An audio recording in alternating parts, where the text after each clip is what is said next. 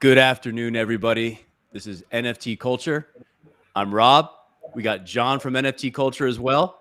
And today's a really special guest here. We have the team from Flair Finance. Welcome, guys. Yeah, Thank you so much. Great to be here. How are you guys doing today? Awesome. A very chill Saturday. It's a relaxing Saturday for you guys over in Europe, correct? Yes. Correct. Yes. Raining, but raining. Yeah. What time is Always it for you guys? here. What time are you guys streaming right now? What time is it? It's 8 p.m. 8 p.m. Okay. Yeah. Almost call it the night. Arms over there in Amsterdam for us, man. Yes. Oh, cool. Yeah. Well, guys, we're excited to have you here. Our Discord was excited about learning more about Flair Finance. As the title talks about, this is really crowdfunding for NFT projects. Everyone knows as NFTs have gotten a lot bigger, our community, our economy is building. There's a lot of increased scrutiny on projects. There's been a lot of rug pulls. There's been a lot of deadbeat projects. And so I think Flair Finance shows a clear solution to some of those issues that we're seeing in the community. And so we're really excited to hear about Flair Finance, what the benefits are to the community and to the artist, and a little bit about your process, guys. So, first I'd like to ask is what brought the concept of Flair Finance up, and what did you see happening in the economy of NFTs that kind of sparked the idea? Yeah, definitely. So we started 2020 when we saw the explosion of cryptocurrencies and especially NFTs, where like for the first time the mainstream is coming to the crypto, and we have a use case that is outside of just crypto. You own a piece of art, and the ownership is proven, and the artist will get the benefits directly from their work, which was like a really big thing that happened in 2020. So we were looking at the space, joining clubhouse rooms and talking to people, and basically trying to understand what are the missing pieces and where we can help as a team that is passionate about the decentralized world, what we can do to make this space a bit better. So what we saw three problems or missing pieces there. We saw first there is abundance of artists because they found a way to free themselves. Like for the first time, they can directly, give their arts to their community, to their fans. But on the other side, there are not a lot of collectors, because for collectors, it's a purchase decision. It's more of an investment decision. And as we know, this technology is kind of new, and it's hard for you to make a decision that, okay, hey, I want to buy this art. And you need to it takes time for people to understand, like, this is not just a JPEG. This is a different asset. So we saw that was the first problem, this imbalance between the collectors and the artists. The second one was liquidity. Like when you own art, when you own an NFT, buy an NFT, it's hard for you to make sure that it will have intrinsic value throughout time. That was the second problem. The third missing piece, which was the biggest one, when we saw the explosion of PFPs, profile picture projects, Right. that a lot of people, a lot of artists and teams started to get into this space and creating generative arts, all those cool pandas and apes, all the different versions. So it was really fun. It was really interesting and exciting.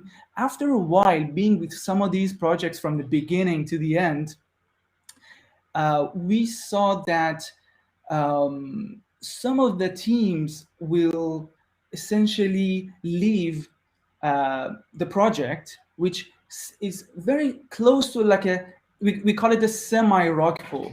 So the NFTs are there, but you left the project. This was supposed to be a culture. This was supposed to be something for the future, because the accountability was not there. And unfortunately, a lot of people took advantage of this space because it was so new. And we thought, okay, let's make it a safe place for genuine artists, creators, to offer what they have, and for people to feel completely safe to, okay, I want to invest in you as an artist, in your album as a musician, or in your PFP project as a new entertainment team like Oniforce. It's a completely different entertainment phenomenon, and I want to feel safe to invest in that.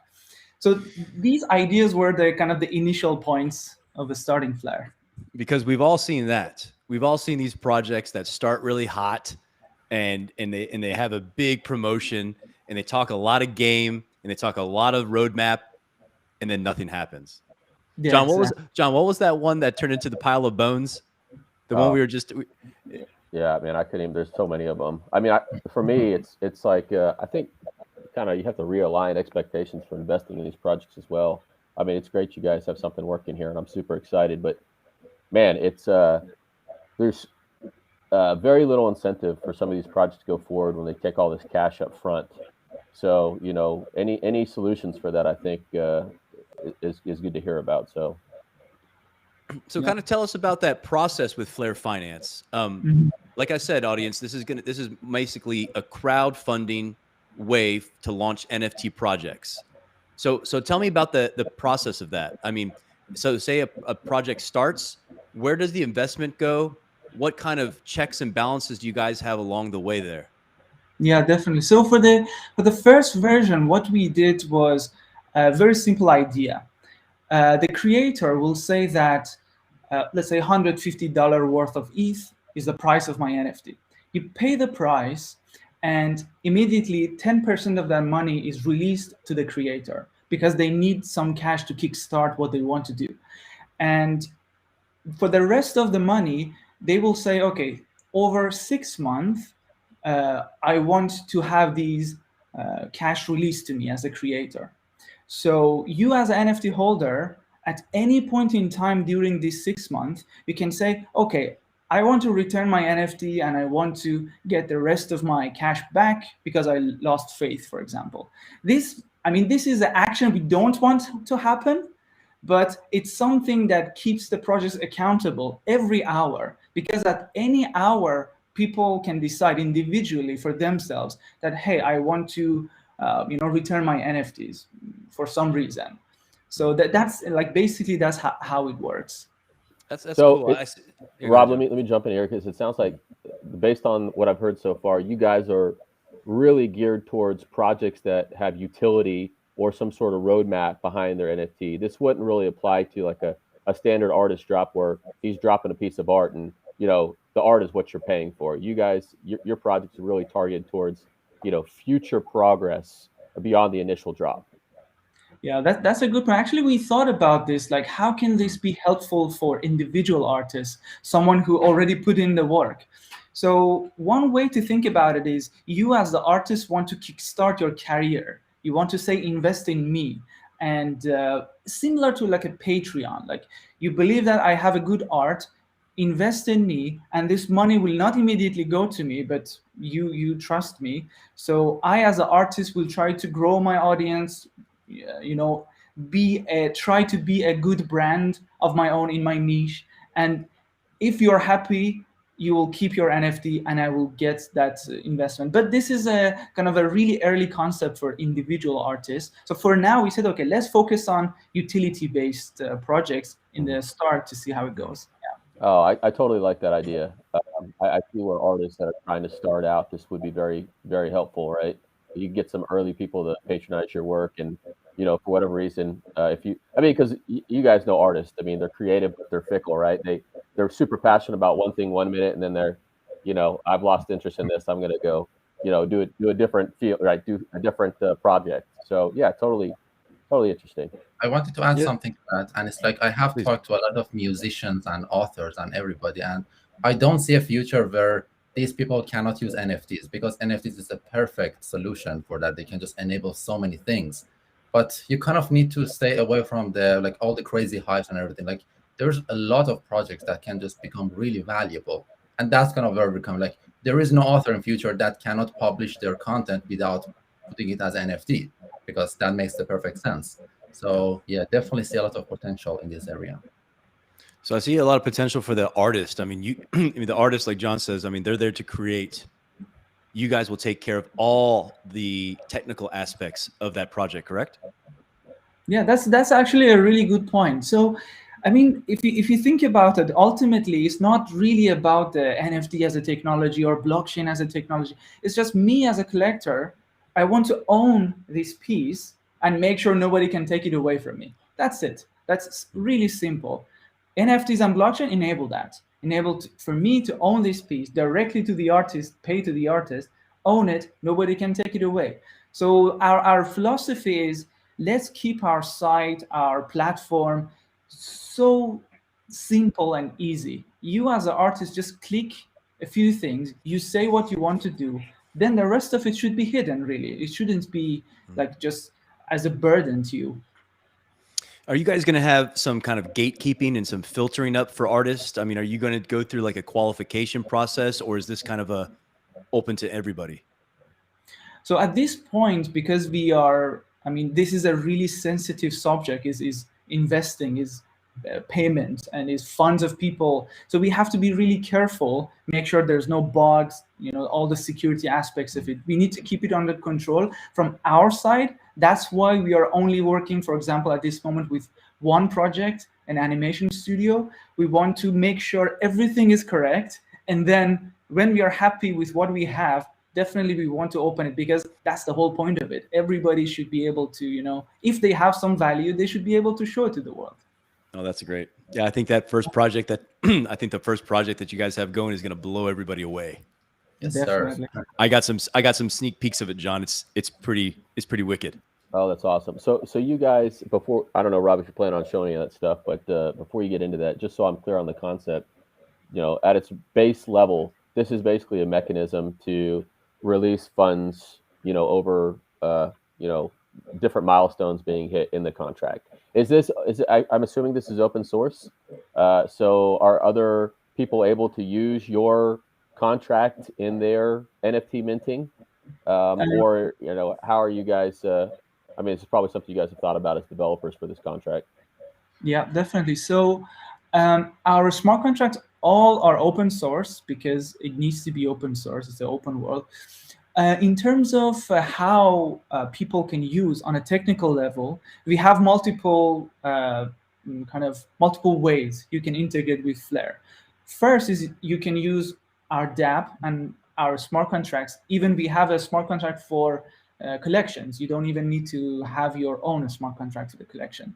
But for example, if you just want to delegate the funding part, you create your ERC721 and then connect it to Flair, connect the mint function to Flair, and that's it. And if you want to completely own the whole funding flow, you can also do that because it's open source. You can basically deploy another version of Flair for your campaign and just run with it.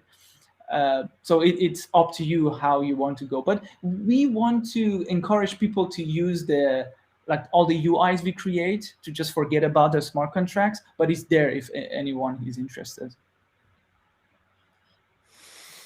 I see that a lot of benefits for the artists. And what do you think are some of the benefits for the community, for the community that's looking to buy this? And like you said, I like how you put it, because it's more of an investment that the community is looking for. You guys are putting kind of a safe house around the entire investment process. Mm-hmm. Yeah. So it's really simple for the community, for the collectors, is that there was a poll in Twitter, and the tweet asked, what is the main purpose that you are buying NFTs? And interestingly, 54% said because of a future financial gain, potential financial gain. So it means that at least half of my decision is financially driven. The other half is because I love the art, because I want to, support the project. So in simple terms, if you fund a project on Flair, you can go to your dashboard and say, okay, these are my kind of funded NFTs. And at any point in time, you can click a button and say, okay, I want to return this and get back my kind of the remainder of my cash.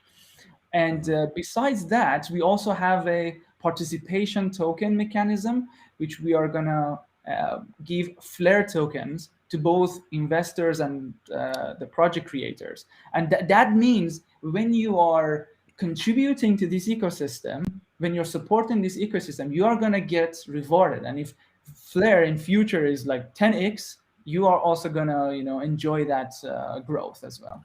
That's This interesting. is very reminiscent to, I think, Audius, as well as I think Rarible did the same thing, where people that contribute, like the actual content creators, they are rewarded with the Flair, so it becomes this creators type of chain.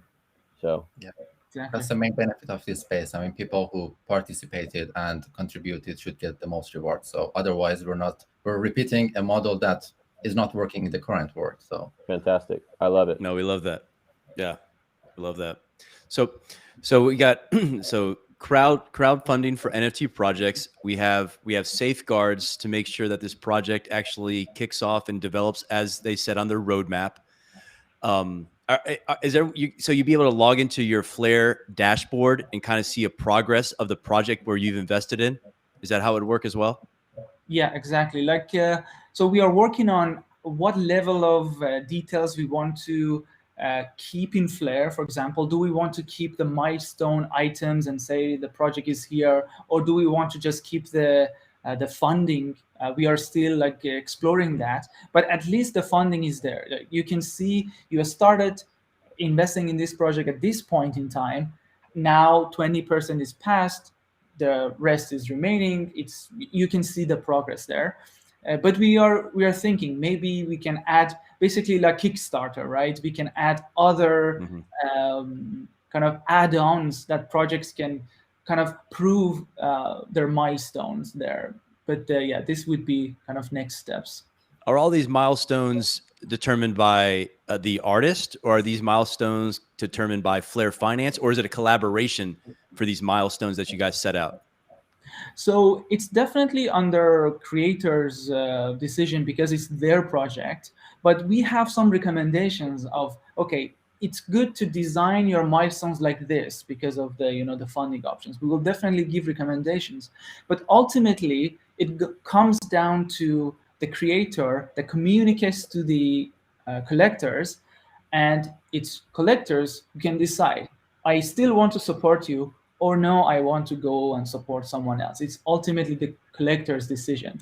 So you have to communicate well that, hey guys, I promised this, I now delivered it. So yes, like keep your NFTs basically. So Flair is like a platform for the artist. When the artist comes to Flair, what amount of project completion do they need? Do they need to have anything completed at this time?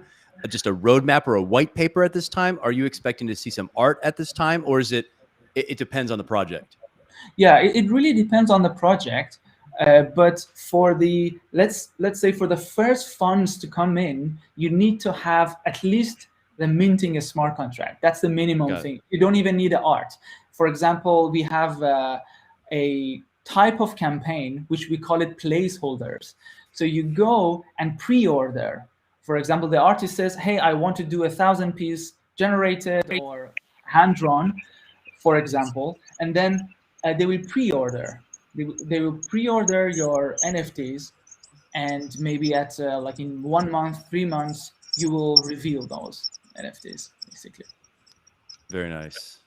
Yeah. So tell me about some of the projects you're currently partnered with at this time. I know one of them that I was really excited about, but talk a little bit about it, please. Yeah, definitely. So we are really cautious because it's a really sensitive matter. So right now we have one animation studio we're working with, and you're seeing some of their props here, and they're really talented team. I'm sure the future of animation is gonna remember this time. Hopefully they can get enough eyeballs to prove to the world that there is going to be a different way. They are working on their NFTs, the characters of this expanded universe they have. When you own that NFT, your character is going to appear in the episodes, and I'm sure like they can explain it much better.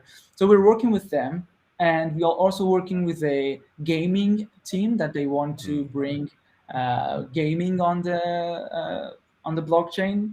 They have a novel idea, and we are helping them to kind of fund their idea. They will release some of their NFTs, and they'll get some funds for them, and then they will kickstart their projects. So when you guys accept a project and the project is say it's approved by Flair Finance and they're actively engaged with you guys and they've communicated a roadmap, and is it now the artist's job to go out and promote their project to their own community and Discord and things to drive traffic back to Flair for that artist to build the investment around their NFT project? That's a really good point. So we have a strategy here. We have a short-term and a long-term one. So in the short term, this is what the artists should do. They should be able to, have a marketing wings, on their side. We are happy to help. We are actually helping the Twitch Pixel as well in this, because it's an early project and we have to be supportive. So we are definitely gonna help. But for the short term, this is gonna be a bit limited. What we have in mind is, after a couple of projects that are successful in Flair, to provide a way for previous Flair funders or investors to be able to have, let's say, a pre-sale mint pass on the new projects. I love that. As an incentive to move people between projects and legitimate people who are collectors and believe in projects. I love that idea. And then you can have the more Flair tokens, then you might be able to have some type of VIP access or pre-sale access to the new things that are coming out. Exactly. I don't want to throw you guys a stumper question, but I'm curious, in your contracts, because you're working with milestones, I'm assuming the milestones have to be pretty clear cut, because if there's any ambiguity or gray area on whether or not the particular milestone was hit, and you have somebody that bought and they want to back out, who makes that call on whether or not it was actually the milestone was met? Yeah, that's a really good point. We had a lot of discussions about this, and at this point we said, let's make this an individual decision for each collector, instead of, for example, in some of the other funding platforms, I think majority, like 51% or more, have to vote for a fund to be canceled, which is basically like the other 40% who disagree, they are gonna just be stuck with the project. We said, no, let's keep each collector in control of this decision. Okay. So in the other words, the milestones are offline. They are not on chain. It's subjective. The person should decide, do I want to keep my NFT or do I want a return? We thought about the different models on the chain, but it would be too complex. It's not really necessary at this point. Okay. Yeah. So we're excited about the Flair Finance launching. So when you guys are having expected to go live with the platform and start getting some investment for your first project? Definitely. So we are aiming for November for our first customer to go live and fund their project, the Twitch Pixel that we talked about. We are aiming for that time. Let's see how it works out. And that means we will be live on that time, and we are going to accept new projects. Hopefully, we can help them in not just the funding part, maybe even the marketing and setting up their campaign and all those things. But yeah, we are aiming for November. I just wanted to add something, and we are live on the testnet as well. So if people want to try and test the whole platform, they can do that definitely today. So I really recommend everybody to do that if they're interested in the concept. Yeah. And they can find you at the website down at the bottom left-hand corner, flair.finance. So if you guys want to check them out, and also Discord, and also your Twitter as well. Yeah, definitely. So guys, is there any final thoughts you want to give the audience before we cut this one?